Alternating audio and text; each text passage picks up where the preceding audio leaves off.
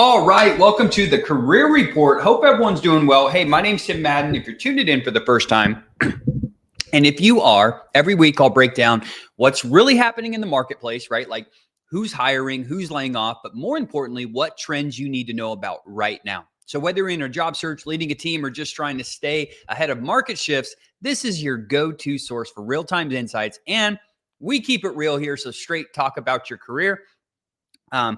The Christina Madden's going to be joining us here shortly too, so super excited about that. And as always, if you need help in your career, you're a director, VP, and executive, you're thinking about landing a job in Q4 or the beginning of the year, now is the time. You can go on over to execupgrades.com/podcast.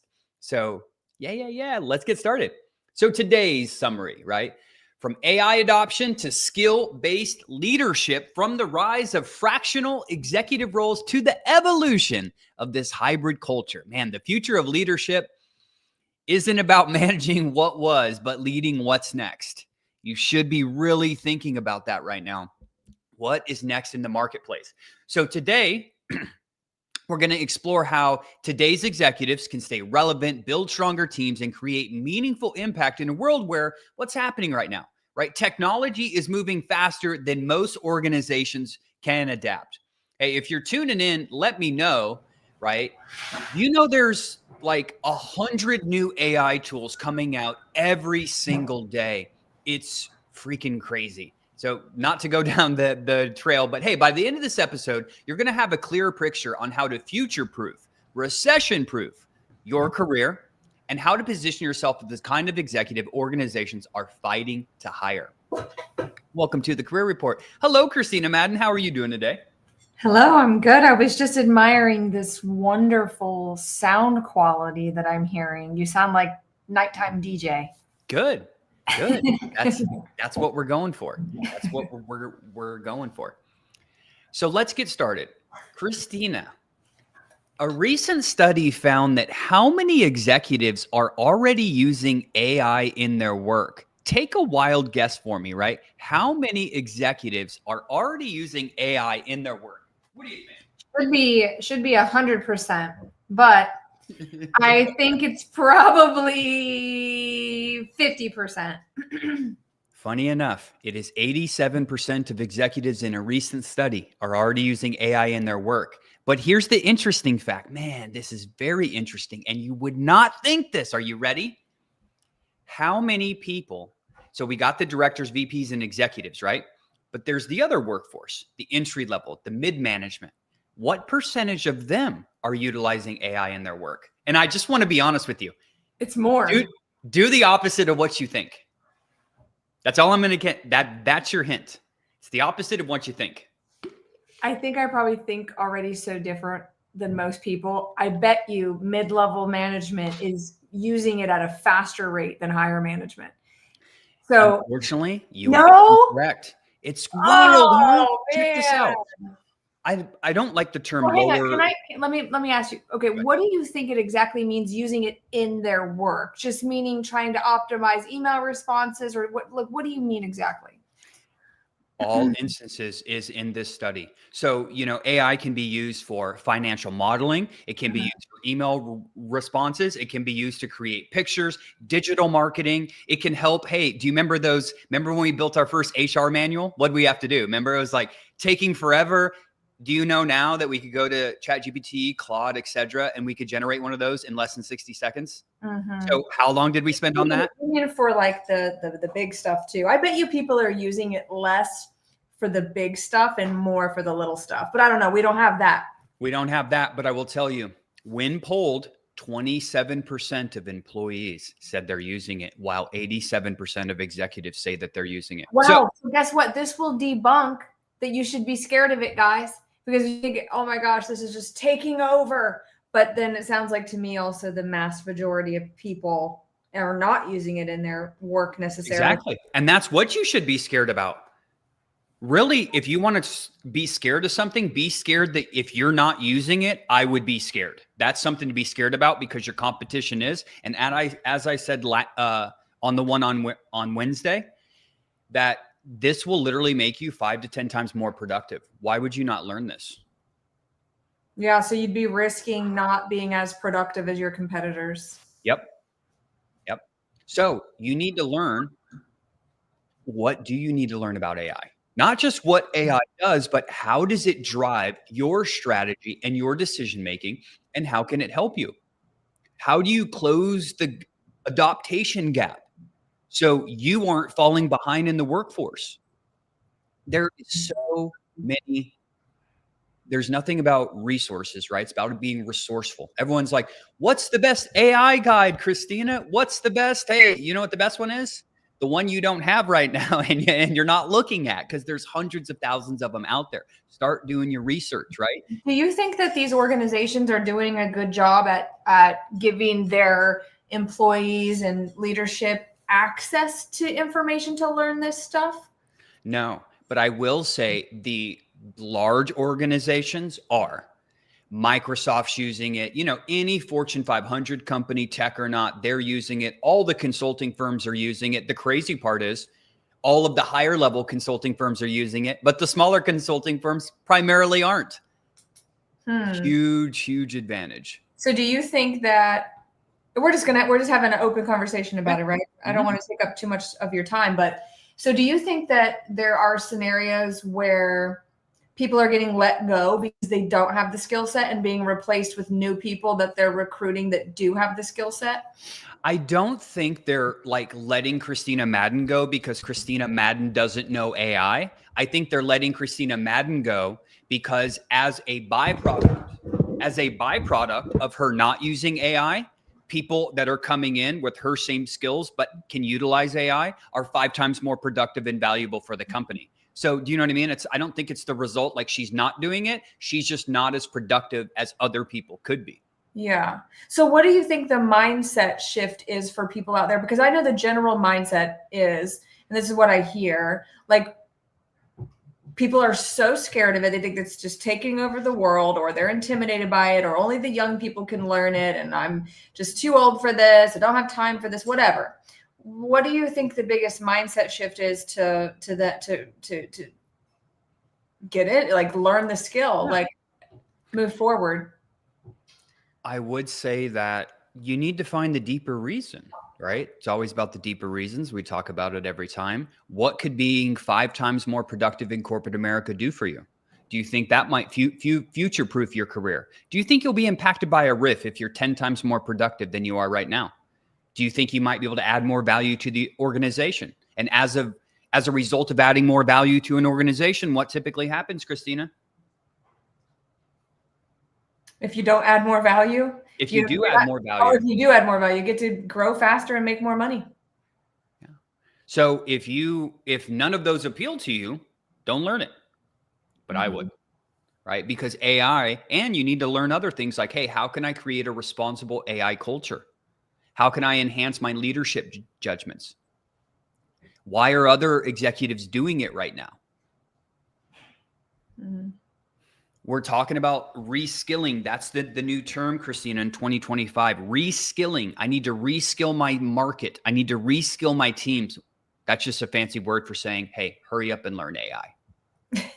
Because according to World Economic Forum, Future of Jobs report comes out annually, 40% of the workforce skills are going to be transformed by 2030.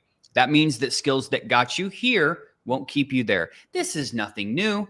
Right? Back in the day, we didn't have the internet. We didn't have email. We didn't have all of these fancy tools. We had to learn those. This is no different. Modern executives, right? They're going to have to constantly evaluate their own skill gaps. I keep seeing posts on LinkedIn that are like mega viral, like, you know, thousands of likes and shares, and they're mostly negative around the job market, right? The job market's cooked. Right. And all of these broken down in detailed stories about why somebody can't get a response or they can't get a job. And I know that sounds scary to a lot of people, but in other words, the market being cooked is actually just that the market has changed and you don't understand the market. Right.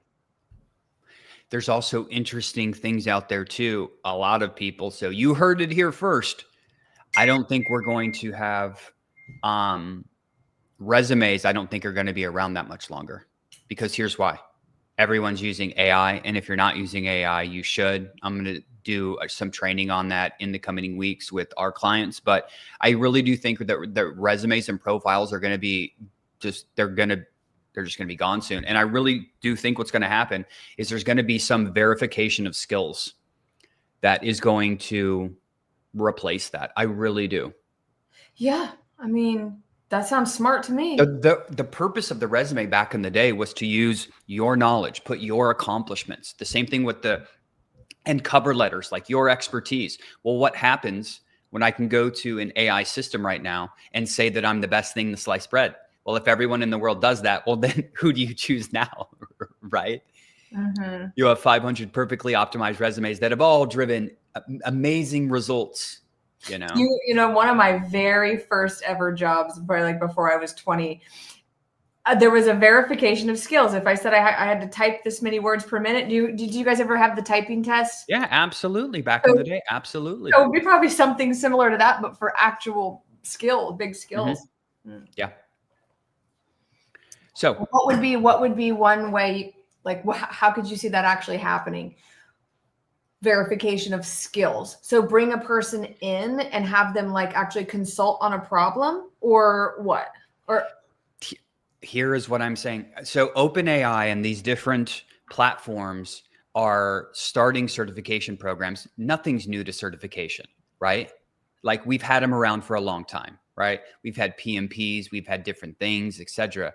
But with the enhancement of AI, right? Let me give you an example.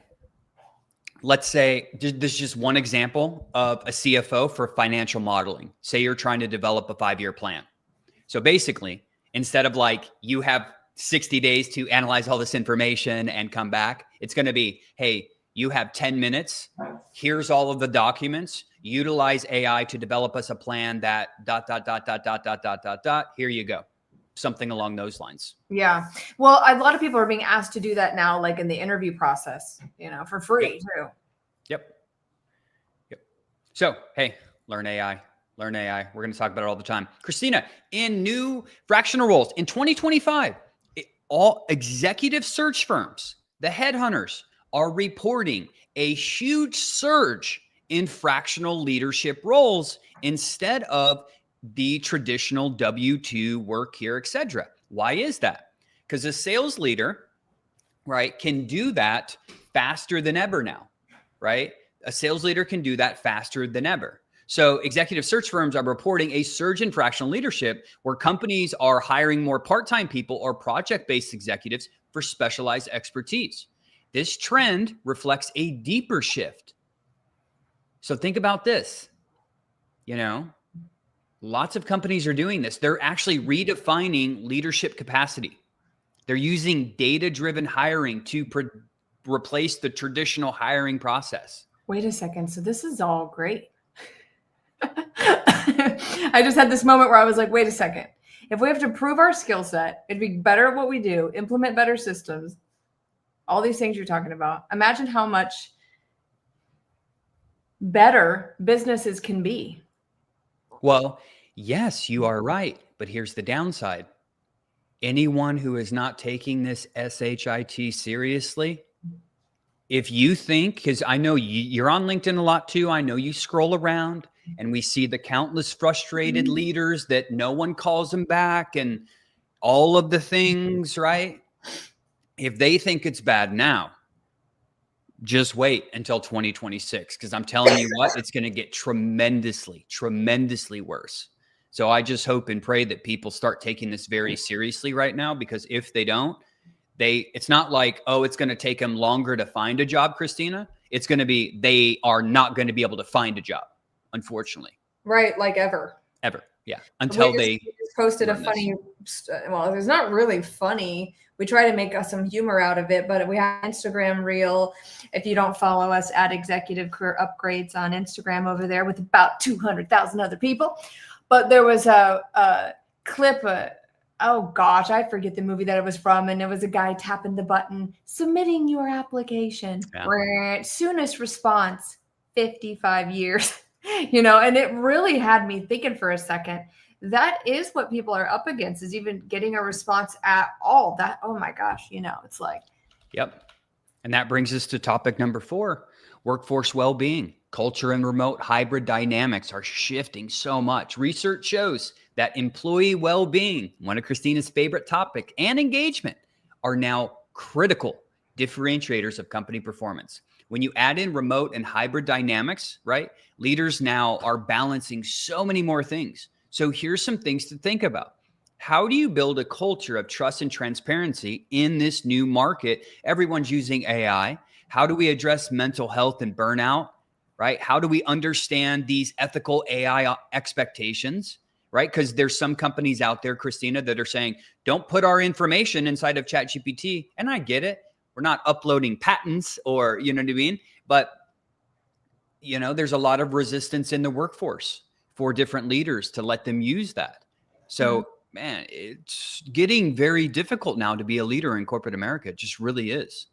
Well, and there's a real mental health crisis around all of that, honestly. Yep. Because people are expected to produce at a higher level, faster, more distractions, more noise, more everything. We've all experienced that, and a very accelerated social media algorithms, over the last few years. And people aren't handling it well. There's a lot of pressure, a lot of expenses. You guys all know that. Nothing's getting cheaper, and so people are pressured and they're scared. And here's how to get away from that, Given all these shifts, AI, new skills, flexibility, culture, your personal leadership narrative has to change. You, as an executive, can no longer rely on your title or your tenure. Who does the market reward? Man, leaders in companies that are agile, right? They can move quickly. They're visible, right? They're visible to people, which is probably, we joke all the time. Your biggest problem in a job search right now is not enough people know you. And future focused. So those who are agile, visible, and future focused, whether you're an executive or you're an organization, right? Those that are aligning with where the world is going are going to have success. So you need to craft like, hey, how can I future proof myself? What things do I need to be talking about? What things do I need to be learning? How do I need to be enhancing my executive brand? What do I need to be talking about on LinkedIn? How can I get more visibility? Tough time to be an executive. Lots of changes going on. What are some That's tips? why people get mentors and people who have the information that you need to help navigate it. An AI mentor would be probably a good investment for every single person in corporate America right now. What other final talking points do you have, Christina? That's it. I tuned in to hear about the exciting world of AI because, like many of you, I might be avoiding it. So you don't want to do that. And just have a great weekend. I know some of you have been on the consulting webinar this week. Excited about that. And a lot of you have taken action and gotten help that you need to accelerate your search. And wishing you all a happy fall and a happy Halloween coming up. Excellent. Well, hey, that wraps up today's edition of the daily, right? The daily career report. I'm Tim Madden. This is Christina Madden. Thanks for tuning in. Remember, staying informed is the first step to staying ahead in your career. And as always, if you found today's conversation or episode valuable, share it with someone who needs to hear it. And I'll see you tomorrow. No, I won't. I'll see you on Monday, right? With more real-time insights and straight talk about what's really happening in the job market. As always, if you need help in your career, go on over to execupgrades.com/podcast. Have a great day, everyone.